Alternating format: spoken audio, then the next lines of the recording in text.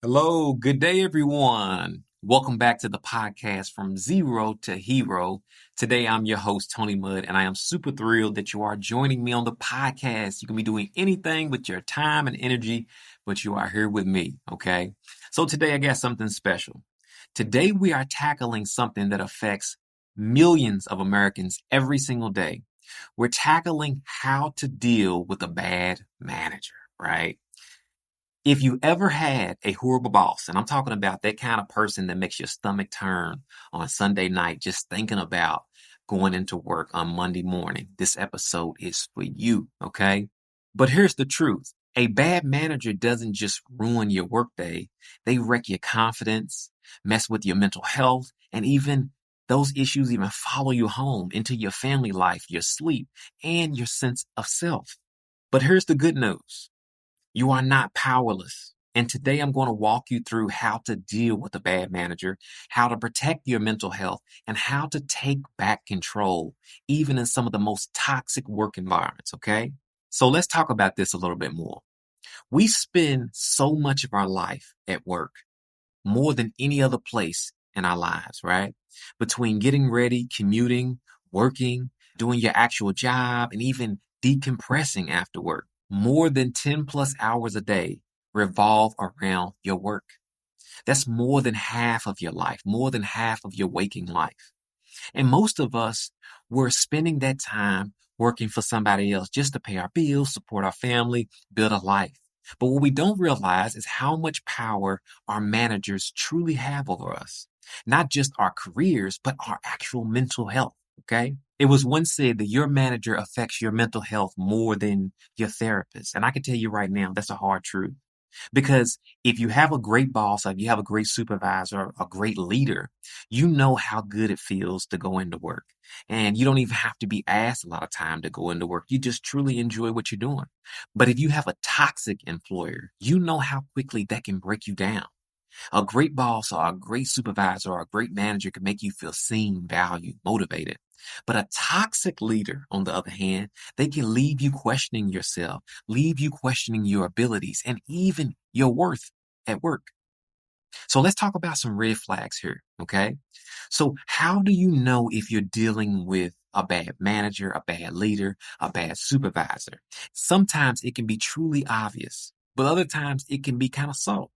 Here are some classic red flags that scream that you are dealing with a horrible boss, okay?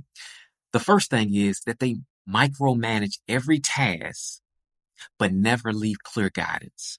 Okay. They're always emotionally unpredictable. They're cool one minute and then they're extremely explosive the next minute. They rush through meetings. They change priorities constantly and they blame you when things go wrong.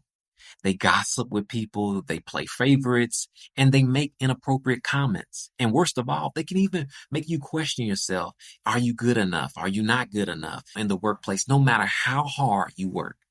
And here's the thing. This kind of work environment doesn't just ruin your workday. It also starts to own you.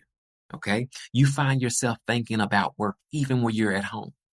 You are more irritable, snappy with your family and your friends. You lose sleep. You'll start actually having nightmares about your work and your projects and the things you got to get done. Your health starts to decline and the hobbies that you once loved become a chore. You stop wanting to do the things that you used to want to do. And does that sound familiar? Because if you think about it, you're really not alone. Okay. A toxic boss or a toxic supervisor can really have some serious impact on your mental health and your emotional state. But why is that? Why do bad managers and bad supervisors and bad leaders impact us so much? Okay. And a large part of it is because work isn't just work. It's where we spend most of our time. It's where we spend most of our energy. It's where we spend most of our focus. It's tied to our sense of purpose. It's tied to our sense of identity. It's tied to our sense of stability. Think about it here for a minute. When you first meet somebody or you go to a conference or wherever you go, okay, what is the first thing that people ask you? The first thing that people ask you is, what do you do? What do you do for a living? Reason being is because that has a large sense of on your purpose. That has a large sense on your identity and your stability and the things. What are you bringing into this world? What are you doing with your life, basically? When a manager leads with respect and empathy, they start to create an environment that's really safe for everybody to grow and is creative and it makes people feel fulfilled. But when you have a toxic boss or a horrible boss, it triggers a stress response in your brain. Did you know that? It keeps you in a fight or flight mode all day long. That's why when you get off work and you notice that you have a job that you don't like, you feel drained. You feel emotionally powerless. You feel like you're dragging home. Okay. And you literally like, oh my God, I just got off today and I'm going to try to make the most out of today. You end up staying up later at night because you don't really want to go into work, because you really don't want the day to end, because you don't really want to go to work. You don't want to see that supervisor's face. Okay. And here's the truth. Most people, when they are asked, what would you do if you won a large sum of money or you was told that you would only have a few months to live? First thing that they would say is, I will quit my job. And that tells you everything that you need to know about how a toxic work environment can completely drain the life out of us or the life out of you. And here's the thing that really might sting here. For a long time, I used to believe that there was such a thing called a dream job. That's a true myth, right? And when people are searching for a dream job, they never find it.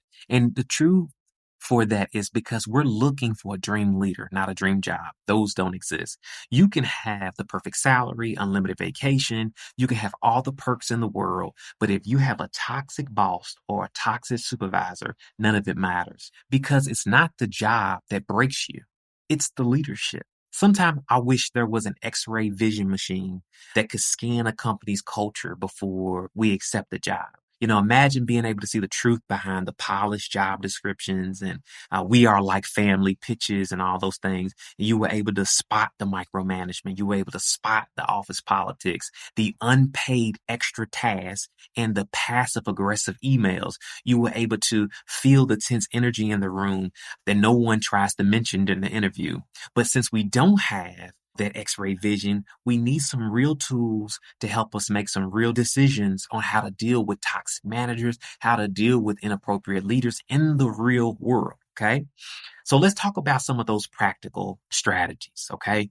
If you are stuck working under a bad supervisor right now, what can you do? How can you protect your mental health and keep your sanity while still holding on to your job? So I have 4 strategies for you, okay, when you're dealing with this toxic manager. Strategy number 1, make sure you set boundaries even when it feels impossible. Toxic managers love to blur the lines, okay? They love to blur the lines, but you need to set boundaries to protect yourself. Stop responding to non-urgent emails after work. Stop responding to non-urgent emails on the weekend when you're not getting paid, okay? Set time limits on your meetings. A lot of times you'll have these managers and they'll throw you into all these meetings that are just honestly useless, okay? And they go over on and on with no end in sight. So you have to set time limits on your meetings and let them know. Say, hey, I already have another meeting lined up. This is what I have to do, and this is what I need to do it for, okay? And you have to protect your personal space, okay? Set time limits for meetings and protect your personal space emotionally and physically. Number 2, document everything. If you are dealing with a boss who is chaotic, inconsistent, inappropriate, document it, okay?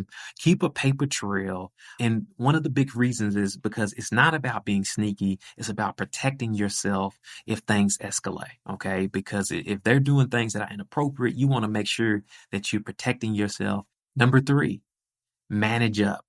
Okay. Sometimes you may not actually have a toxic or a bad boss. You may just have a boss that is overwhelmed and undertrained. And in those cases, you have to manage up so you can help yourself. You have to be proactive. Instead of just pointing out problems, you have to offer real solutions and then clarify the expectations on what that supervisor or what that manager is looking for. And I'm going to be real with you here. Now, tip number 3 really takes a lot of energy and it really takes a lot of tenacity and courage because it takes more energy, but it can create more clarity for both you and your supervisor. Strategy number 4, plan your exit strategically. Okay. Now, if you're working in a workplace and it's really bad, okay, you have to start planning your exit plan. Okay.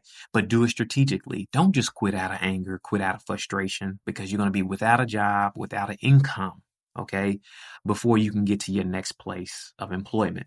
Use your current job to fund your next opportunity, okay? Polish up your resume, polish up your network, and set an actual timeline and goal for when this needs to be done and completed, okay? Even just having a simple exit plan can give you a peace of mind. I want to leave you all with this. Just because you are stuck in a toxic work environment now doesn't mean that you are powerless, okay? You might feel trapped, but you're not. You're not defined by having a poor supervisor or a bad supervisor. And you are not weak for feeling drained and overwhelmed. You are actually human and you deserve better. The journey from zero to hero isn't always about grand victories and winning all the time. Sometimes it's about the quiet moments where you actually choose yourself over others, okay? Where you say, I deserve better. And in that moment, you are actually giving yourself power because you deserve a better work environment. You deserve a work environment where you feel free, you feel valued, you feel motivated, you feel like you are pursuing your purpose, you feel inspired. You don't mind getting up, going to work every single day. If you find yourself dragging into work every day and at this hopelessness, and you find yourself constantly irritated, you find yourself not knowing what your career plan is, like where you're going in your career, you have to take a step back and reassess the situation and think about what you want out of your life. Because I'm telling you right now, it goes by so fast. You'll look up and 10 years would have went past. Okay. So you have to think about what you want out of your life. Thank you all so much for tuning in to Zero to Hero. That's all I have for you. If this episode resonated with you today, please feel free to share it with somebody who might be dealing with a toxic boss or a horrible supervisor. We all need a reminder that we're not in this alone. Okay. And if you are that manager listening today, that horrible boss, take this as a challenge. You have the power to shape somebody's life, not just their career. Lead with empathy and you will change lives forever. Okay.